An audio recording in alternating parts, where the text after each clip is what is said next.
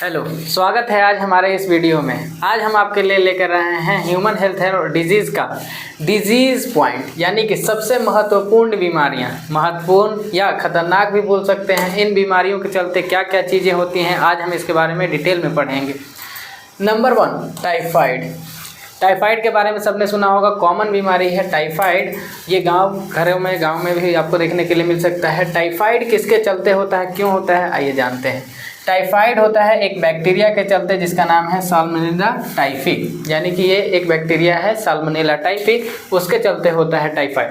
और ये जो बैक्टीरिया है कहाँ पाया जाता है, कंटामिनेटेड फूड एंड वाटर, यानी कि दूषित भोजन और दूषित पानी से हमारे अंदर आता है, यानी ये एक बैक्टीरियल डिजीज है। आगे दूसरा, निमोनिया। निमोनिया के बारे में भी सब कोई सुने होंगे कि निमोनिया हो जाता है, ज़्यादातर बच्चों में देखने के लिए मिलता है निमोनिया। निमोनिया भी बैक्टीरिया के चलते होता है जिसका नाम है स्ट्रेप्टोकोकस निमोनिया। ये भी एक बैक्टीरियल डिजीज है, स्ट्रेप्टोकोकस निमोनिया। उसके बाद तीसरा, प्लेग। प्लेग एक समय के लिए महामारी था, बहुत ज़्यादा ही लोग इससे मरे थे। साउथ अफ्रीका से आया था ये भारत में चूहों के माध्यम से। प्लेग किसके चलते होता है, यर्सीनिया पेस्टिस के चलते। याद रखेंगे ये भी एक बैक्टीरिया ही है, यानी ये तीनों के तीनों अभी तक बैक्टीरियल डिजीज है। उसके बाद ट्यूबरक्लोसिस, जिसको आप कॉमनली टीबी के नाम से जानते हैं। टीबी वाला जो पेशेंट है या टीबी जिसको हो जाता है वो बहुत ज़्यादा ही खांसी से परेशान होता है, बलगम वाली खांसी आती है और बलगम के साथ साथ कभी कभी खांसते खांसते उसके मुंह से खून भी आने लगता है। इसी को हम बोलते हैं ट्यूबरक्लोसिस। माइकोबैक्टीरियम ट्यूबरक्लोसिस, यानी माइकोबैक्टीरियम ट्यूबरक्लोसिस के नाम का जो बैक्टीरिया है उससे ये टीबी होता है किसी को भी। टेटनस, अब टेटनस सब कोई जानते हैं कि लोहा से कटता है तो टेटनस होता है, लेकिन एक्चुअली में क्या है, जो लोहा से कटता है उसमें जंग लगा हुआ होता है और उस जंग लगे हुए लोहे में एक बैक्टीरिया होता है जिसका नाम होता है क्लोस्ट्रीडियम टेटनाई। उसके चलते किसी को भी टेटनस होता है। जब ये क्लोस्ट्रीडियम टेटनाई किसी के ब्लड में जाता है तब वहाँ पर करता है कॉज टेटनस। उसके बाद कॉमन कोल्ड। अब आ जाते हैं वायरल डिजीज, यानी जो भी वायरस के चलते होते हैं। कॉमन कोल्ड जिसको हम लोग सर्दी खांसी बोलते हैं, बहुत ज़्यादा नॉर्मल है। एक समय ये भी कोरोना के जैसा ही बहुत खतरनाक होता था, लेकिन अब इसका बहुत ज़्यादा उपचार आ चुका है, जो कि होता है राइनो वायरस के चलते, यानी राइनो वायरस के चलते किसी को भी सर्दी खांसी होता है। ये खुद ब खुद 3 से 4, 5, 6 दिन में ठीक हो जाता है। इसका अगर नहीं भी उपचार कराते हैं तो कोई दिक्कत नहीं है, लेकिन अगर ज़्यादा दिन तक है तब आपको चेक करवाना पड़ेगा। वो कॉमन कोल्ड नहीं, दूसरा कोई बीमारी हो सकता है। आते हैं चिकन पॉक्स, जिसको हम लोग चेचक बोलते हैं, चेचक की बीमारी। अब चेचक क्यों होता है, ये भी होता है वारिसेला ज़ोस्टर वायरस के चलते, यानी ये भी एक वायरल डिजीज है। हमने ऊपर वाले जितने भी हैं इतने ये सारे के सारे बैक्टीरियल डिजीज हो गए। उसके बाद अब पढ़ रहे हैं वायरल डिजीज को, यानी जो वायरस के चलते होता है। Rhino virus, common cold. उसके बाद वारिसेला ज़ोस्टर वायरस, चिकन पॉक्स। अब आता है रेबीज़। सब लोग जानते हैं रेबीज़ क्यों होता है, आपको मालूम होगा, जब भी किसी को कुत्ता काट देता है तब उसको होता है रेबीज़। अब रेबीज़ क्यों होता है, क्या हर एक कुत्ते के काटने से रेबीज़ होगा, नहीं। जो रेबीज़ का टीका एंटी रेबीज़ ले चुका होगा कुत्ता, उससे काटने पर किसी भी इंसान को रेबीज़ नहीं होगा। लेकिन अगर वो एंटी रेबीज़ का टीका नहीं लिया है और किसी इंसान को काटता है तो उस इंसान में उसके सलाइवा से, कुत्ते के सलाइवा से आएगा राफ्डो वायरस और उस इंसान को हो जाएगा रेबीज़।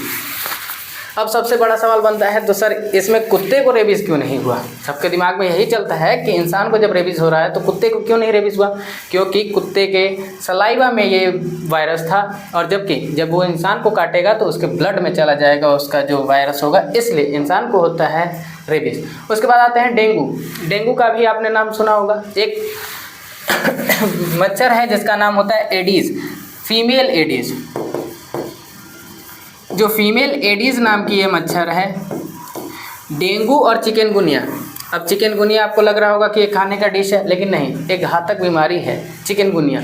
डेंगू और चिकनगुनिया दोनों के दोनों बीमारियां एक मच्छर जिसका नाम है फीमेल एडीज़ उसके ही चलते होता है, जिसको आप डेंगू मच्छर भी बोल देते हैं। बहुत बड़ा सा मच्छर होता है डेंगू मच्छर। उसके बाद बोला जा रहा है कि ये दोनों में एक ही वायरस होता है जिसका नाम है आर्बो वायरस। आर्बो वायरस के चलते डेंगू या चिकनगुनिया किसी भी पेशेंट को हो सकता है।